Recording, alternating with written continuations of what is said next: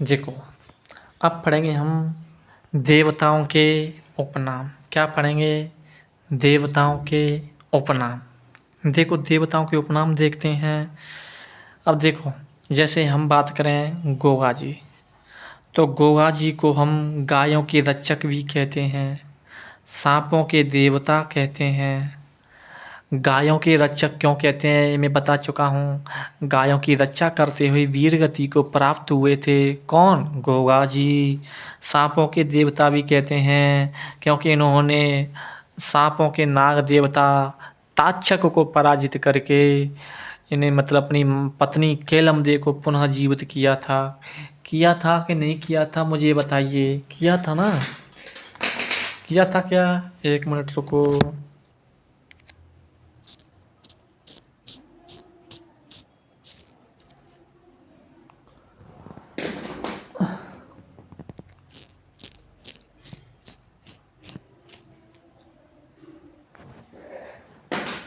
देखो,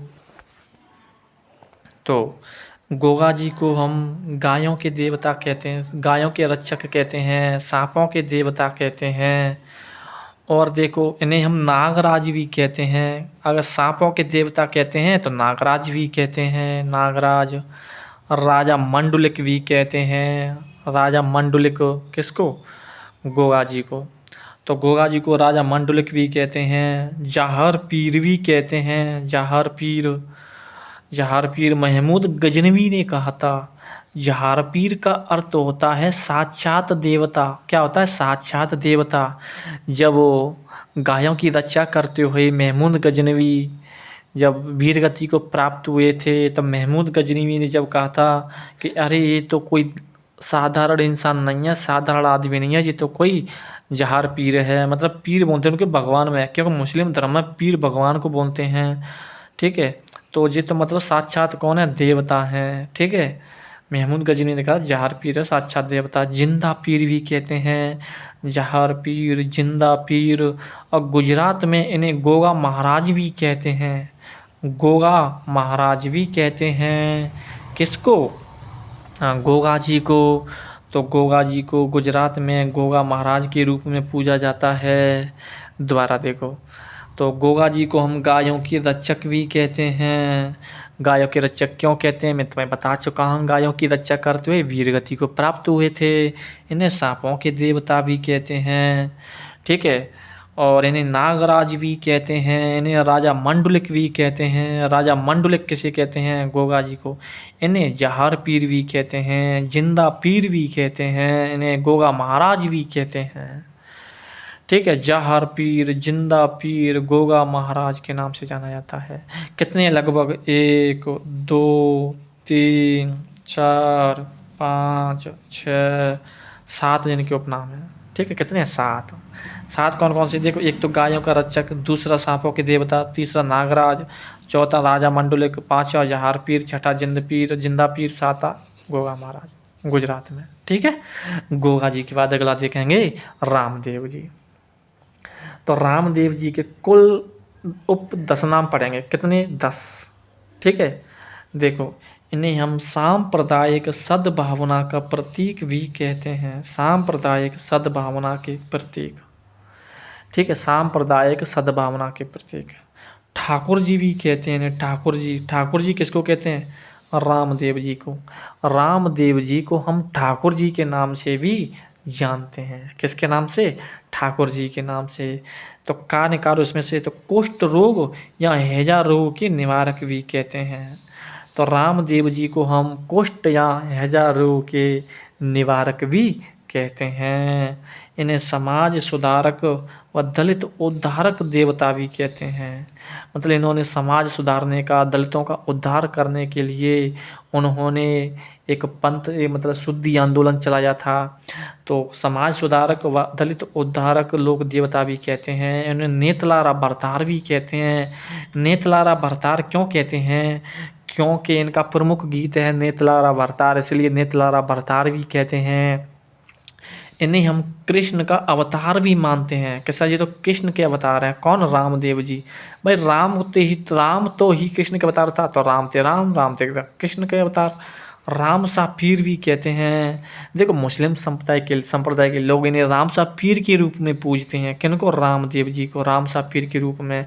जैसे गोगा जी को जो मतलब जहर पीर के रूप में पूजते हैं, उसी प्रकार रामदेव जी को राम सा पीर के रूप में पूजते हैं। इन्हें रूणे चारा धड़ी भी कहते हैं। रूणे चारा धड़ी, क्योंकि उन्होंने रूणेचा की स्थापना की थी, इसलिए रूणेचारा धड़ी कहते हैं। और रूणेचारा को वर्तमान में रामदेवरा के नाम से जाना जाता है, रामदेवरा के नाम से। ठीक है। भारत के सबसे बड़े लोक देवता माने जाते हैं जी, भारत के सबसे बड़े लोक देवता माने जाते हैं। इन्हें पीरों के पीर भी कहते हैं। कैसे? तो पीरों के पीर हैं। अजमेर के प्रमुख, अजमेर क्षेत्र के प्रमुख लोक देवता माने जाते हैं रामदेव जी। ऐसा बताया था कि अजमेर के हर गांव में इनका मंदिर मिलेगा। ठीक है। तो रामदेव जी के द्वारा देखो सांप्रदायिक सद्भावना के प्रतीक, ठाकुर जी कुष्ठ रोग के व हैजा रोग के निवारक, समाज सुधारक व दलित उद्धारक लोक देवता, नेतलारा अवतार, कृष्ण के अवतार, राम सा पीर, रूणिचरा धणी, भारत के सबसे बड़े लोक देवता और पीरों के पीर रामदेव जी को। पावो जी को देखो, पावो जी को देखो, देखो पावो जी को, पावो जी राठौड़ को हम गायों के रक्षक भी कहते हैं। कौन सा रक्षक? गायों के रक्षक भी कहते हैं। जैसे गोगा जी को हम गायों के रक्षक कहते हैं, उसी प्रकार हम पावो जी को गायों के रक्षक कहते हैं। ऊँटों के देवता कहते हैं पावो जी को। ऊँटों के देवता क्यों कहते हैं? ऊँटों के देवता इसलिए कहा जाता है कि ऐसा बताया जाता है कि मारवाड़ में ऊँट लाने का श्रेय किसे माना जाता है? पावो जी राठौड़ को। इसलिए पावो जी राठौड़ को ऊँटों के देवता कहते हैं। सर्रा या प्लेग रोग के निवारक कहते हैं। सर्रा या प्लेग रोग के निवारक क्यों कहते हैं? क्योंकि ऊँटों में जो रोग पाया जाता है वो सर्रा रोग होता है, इसलिए ये सर्रा व प्लेग रोग के निवारक भी कहलाते हैं। जैसे ऊँटों में कुछ सर्रा या प्लेग रोग हो जाता है तो वे लोग कहाँ जाते हैं? रायका जाति के लोग पावो जी राठौड़ के पास। ठीक है। इन्हें मेहर मुसलमानों के पीर भी इन्हें हाड़ पहाड़ के लोक देवता कहते हैं। हाड़ दूंगा फाड़ दूंगा जिंदा अब छोड़ दे गायों को, तो हाड़ पहाड़ के लोक देवता भी कहते हैं। इन्हें मेहर मुसलमानों के पीर भी कहते हैं। मुसलमान लोग इन्हें पीर के रूप में पूजते हैं पावो जी राठौड़ को, तब ये मेहर मुसलमानों के पीर भी कहलाते हैं। इन्हें लक्ष्मण का अवतार भी माना जाता है। लक्ष्मण का अवतार कैसे माना जाता है? पावो जी राठौड़ को। और कृष्ण का अवतार रामदेव जी को माना जाता है। ये रेवाड़ी समुदाय के आराध्य देव कहलाते हैं। कौन सी जाति के? रेवाड़ी समुदाय के आराध्य। रेवाड़ी समुदाय के आराध्य देव क्यों कहलाते हैं? क्योंकि ऊंट पालक जाति कौन सी है? रेवाड़ी। तब से रेवाड़ी समुदाय के आराध्य भी कहलाते हैं। इन्हें बल्हालो भी कहते हैं। लालो और लालो, तो बल्हालो, सिलालो और अम्बुलालो और सिंत देव। ठीक है।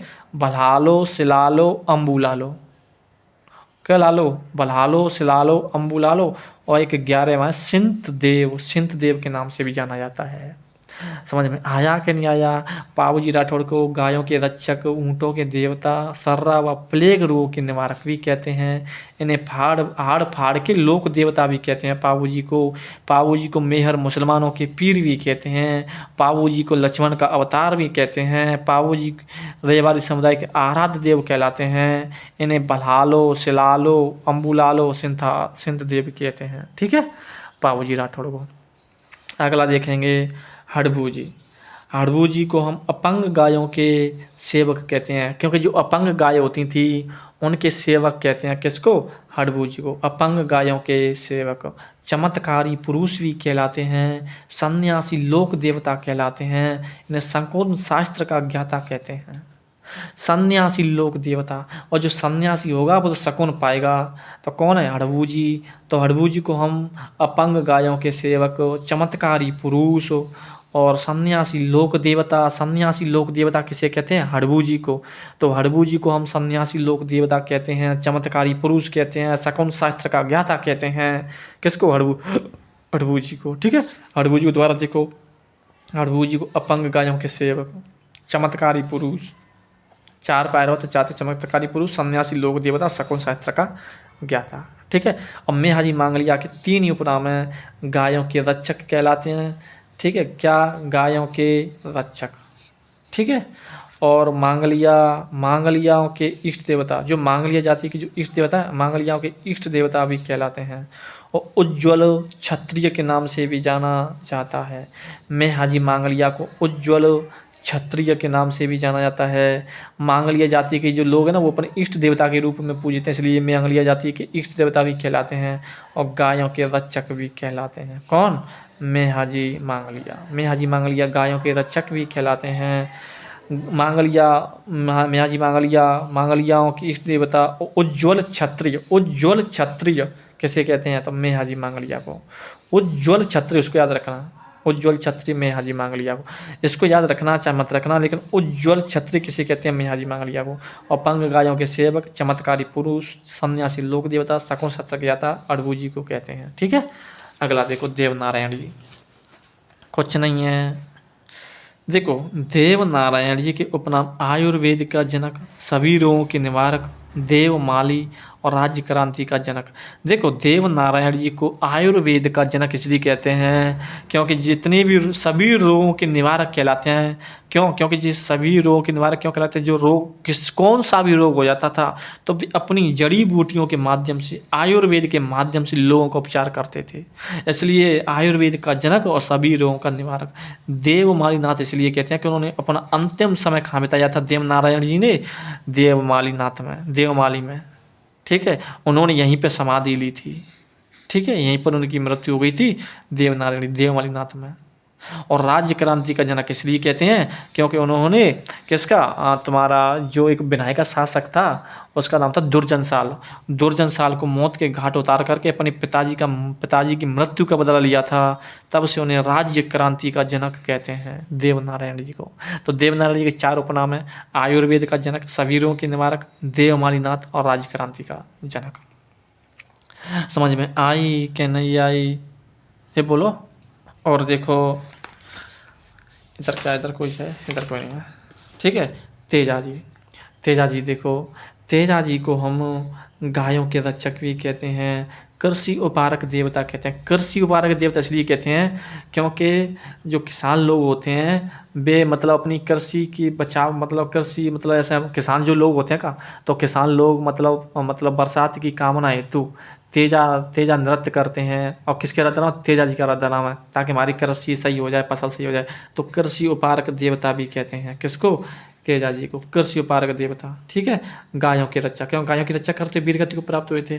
तो गायों की रक्षा करते वीरगति को प्राप्त हुए, जैसे गोगा जी, पाबू जी, और तुम्हारी बात करें हम तो मेहाजी मांगलिया। ठीक है, और तुम्हारे तेजा जी। ठीक है, तेजा जी। और इन्हें काड़ा वाला के देवता कहते हैं। काड़ा वाला के देवता किसे कहते हैं? तेजा जी को। लेकिन हाड़ फाड़ के देवता किसे कहते हैं? तो हाड़ फाड़ के देवता कहते हैं पाबू जी को, और काड़ा वाला के देवता कहते हैं तेजा जी को। ठीक है, और शिव का अवतार भी माना जाता है। काला कौन था? शिव। भाई काड़ा मतलब काला नाग किसके नार में था? गर्दन में, शिव के में। तो काड़ा वाला के देवता शिव का अवतार किसे कहते हैं? तेजा जी को। इन्हें धोलिया वीर भी कहते हैं। किनका गोत्र कौन सा था? धोलिया, तो धोलिया वीर भी कहते हैं। राजस्थान के लोकप्रिय देवता कहलाते हैं। राजस्थान के लोकप्रिय देवता और अजमेर के प्रमुख देवता भी कहलाते हैं। अजमेर के प्रमुख लोक देवता कहलाते हैं। और देखो मैं रामदेव जी के बारे में कहा था कि अजमेर के प्रमुख लोक देवता कहलाते हैं, गलत है। जैसे भारत के सबसे बड़े लोक देवता पीरों के पीर कहलाते हैं, जबकि अजमेर के प्रमुख देवता तो कौन है? तेजा जी। राजस्थान के लोकप्रिय देवता कौन है? तेजा जी। राजस्थान के सबसे लोकप्रिय देवता अगर हैं तो तेजा जी हैं, और अजमेर के प्रमुख लोक देवता हैं तो तेजा जी हैं। इन्हें शिव का अवतार, धौलिया वीर, काड़ावाला के देवता, कृषि उपारक, गायों की रक्षा। अब पढ़ेंगे हम तल्लीनाथ। तल्लीनाथ को प्रकृति प्रेमी लोक देवता कहते हैं, क्योंकि तल्लीनाथ पहले ऐसे व्यक्ति थे इन्होंने मतलब वृक्ष काटने पर रोक लगाई थी, तब से उन्हें प्रकृति प्रेमी लोक देवता कहते हैं। औरड़ के लोक देवता कहते हैं, औरड़ के देवता कहते हैं। औरड़ के देवता इसलिए कहते हैं तल्लीनाथ को क्योंकि इनके मंदिर का जो आसपास का जो खुला क्षेत्र होता है वो औरड़ कहलाता है, इसलिए उन्हें औरड़ के लोक देवता या औरड़ के देवता कहते हैं। इन्हें 10वें नाथ, चिरंजीवी और योगेश्वर इनके नाम से भी जाना जाता है। प्रकृति प्रेमी लोक देवता कहते हैं तल्लीनाथ को, औरड़ के लोक देवता, दसवें नाथ चिरंजीवी योगेश्वर, दसवें नाथ चिरंजीवी योगेश्वर। योग धन ईश्वर, योग का ईश्वर कौन है? तल्लीनाथ। चिरंजीवी किसको कहते हैं? तल्लीनाथ को। और दसवें नाथ किसे कहते हैं? तल्लीनाथ को। तो दसवें नाथ चिरंजीवी योगेश्वर तल्लीनाथ, ठीक है। अब देखेंगे मल्लीनाथ। तो मल्लीनाथ को चमत्कारी पुरुष भी कहते हैं। क्या कहते हैं? चमत्कारी पुरुष। तो देखो, मल्लीनाथ को भी चमत्कारी पुरुष कहते हैं, और मैं है और कौन है तुम्हारा? अड़बू जी को भी चमत्कारी पुरुष भी कहते हैं। अड़बू जी को भी चमत्कारी पुरुष कहते हैं, और मल्लीनाथ को भी चमत्कारी पुरुष कहते हैं। मल्लीनाथ को सिद्ध पुरुष कहा जाता है, सिद्ध पुरुष कहा जाता है, चमत्कारी पुरुष, सिद्ध पुरुष। लेकिन हड़बू जी को चमत्कारी पुरुष और सन्यासी लोक देवता कहते हैं। हड़बू जी को सन्यासी, और शकुन शास्त्र का ज्ञाता, सन्यासी, लोक देवता, शकुन सेवक, ठीक है। इनको चमत्कारी पुरुष और सिद्ध पुरुष, त्राता कहते हैं। मल्लीनाथ को त्राता के नाम से भी जाना जाता है। त्राता, त्राता का अर्थ होता है रक्षक। तो त्राता किस लोक देवता को कहते हैं? मल्लीनाथ को, ठीक है। मालाड़ी के धनी किसे कहते हैं? क्योंकि मालाड़ी प्रदेश का या मालाड़ी क्षेत्र, उसकी स्थापना किसने की थी? मल्लीनाथ ने अपने नाम पर ही। तो मालाड़ी का धनी भी कहते हैं, मल्लीनाथ को मालाड़ी का धनी भी कहते हैं। इन्हें भविष्य वक्ता भी कहते हैं। ऐसा बताया जाता है कि भविष्य वक्ता, क्योंकि भविष्य के बारे में बता देते थे। कौन? मल्लीनाथ। तो मल्लीनाथ को भविष्य वक्ता भी कहते हैं, ठीक है। और देखो, भूमि रक्षक देवता किसे कहते हैं? भूमिया जी को। और जाखड़ जाति के कुल देवता बिग्गा जी। जाखड़ जाति के कुल देवता कौन है? बिग्गा जी। और तोतले बच्चों के कुल देवता कौन है? पनराज जी। पनराज जी को हम तोतले, बस ऐसा कोई तोतला वगैरह होए तो पनराज जी के पास चले जाइए। कहाँ चले जाइए? पनराज जी के पास, ठीक है। और पनराज जी को माड़िया या बाड़िया के नाम से भी जाना जाता है। माड़िया या बाड़िया पीर के नाम से भी जाना जाता है। बहावलपुर पाकिस्तान में पनराज जी को, किसको? पनराज जी को माड़िया या बाड़िया पीर के रूप में पूजा जाता है, ठीक है। और जाखड़ जाति के कुल देवता कौन है? जाखड़ जाति के बिग्गा जी। बिग्गा जी जाखड़ जाति के कुल देवता हैं। और मिर्गी रोग के देवता, अगर किसी को मृग वगैरह आते हैं तो मृग वगैरह आते हैं तो झुंझार जी के पास जाइए। झुंझार जी, ठीक है। एक बार जा रहेगा और मृग हमेशा हमेशा के लिए खत्म हो जाएंगे। और बरसात के लोक देवता मामादेव। और ग्राम रक्षक देवता वीर फत्ता जी। देखो, भूमि रक्षक देवता भूमिया जी, और ग्राम रक्षक देवता वीर फत्ता जी। ग्रामों के रक्षक वीर फत्ता जी, ठीक है। कल्लाजी राठौड़। तो कल्लाजी राठौड़ को करदम, कल्याण, केहर, भाभी और भाभी खत्री के नाम से जाना जाता है, ठीक है। भाभी खत्री के नाम से, ठीक है। करदम, कल्याण, केहर, भाभी खत्री के नाम से जाना जाता है। और शेष नाग का अवतार भी माना जाता है। शेष नाग का अवतार किसे कहते हैं? कल्लाजी राठौड़ को। 2 सिर व 4 हाथ वाले लोक देवता केसर व अफीम का स्वामी भी कहते हैं। केसर व अफीम का स्वामी किसे कहते हैं? कल्याण जी को। करदम, कल्याण, केहर, भाभी खत्री, कल्लाजी राठौड़ को। शेषनाग का अवतार कल्लाजी राठौड़ को। 2 सिर व 4 हाथ वाले लोक देवता कल्लाजी राठौड़ को, ठीक है। और अगली क्लास क्या है तुम्हारे? लोक देवताओं के मंत्र के बारे में। तो देखो, हमने क्या पढ़ा था? लोक देवताओं के उपनाम। लोक देवताओं के नाम पढ़े थे। वैसे हमारी पूरी क्लास एक हो चुकी है, पूरा कंप्लीट कोर्स करा चुके हैं हम। लोक देवताओं के बारे में पूरा पढ़ा चुके हैं A to Z। लेकिन क्या है, हम थोड़ा ऊपर से पढ़ा रहे हैं। क्या पता अगर यहीं से क्वेश्चन बन जाए। 1 घंटे की क्लास बनेगी, वहाँ तो 10 घंटे की क्लास है पूरी, और यहाँ एक घंटे में एक घंटे में काम हो जाए और क्वेश्चन फंस जाए, ठीक है। इसलिए सब कुछ कराना पड़ रहा है। और अगली क्लास में क्या है तुम्हारा? लोक देवताओं के मंदिरों के बारे में, कि किस लोक देवता का कहाँ पर मंदिर है, कहाँ पर मंदिर नहीं है, ठीक है। तो उनका भी बना लेंगे, क्या दिक्कत है? एक वीडियो बनाने में हमारा क्या जा रहा है? कुछ नहीं जा रहा है, ठीक है। चाहे आधे घंटे की, 15 मिनट की, 20 मिनट की बन जाए, क्या दिक्कत है? ठीक है। तो ठीक है, पर बाय।